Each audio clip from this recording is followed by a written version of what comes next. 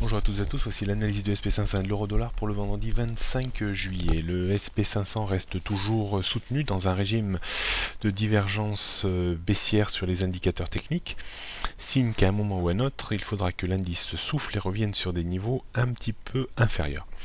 Pour le moment, et l'indice arrive à tenir tant bien que mal au-dessus de sa résistance vers 1980 points. Un dernier coup de collier en direction de 2000 points reste toujours possible. Il faudrait une rupture de 1960 points, puis 1940 points pour engager une correction technique un petit peu plus sérieuse et la rupture de 1920 points pour voir l'indice entamer une correction de plus grande envergure. On note toujours les mêmes niveaux de résistance à 1980, 1985, 2000 points.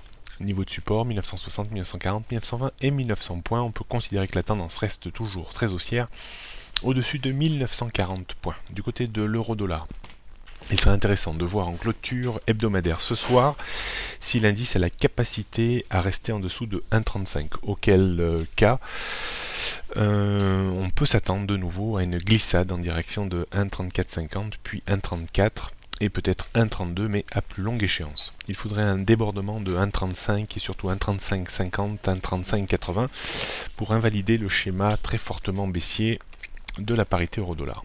On note une résistance à 1,3480, 1,35, 1,3530, 1,3580, le support à 1,3440, 1,34, 1,32, la tendance reste très baissière en dessous de 1,3580.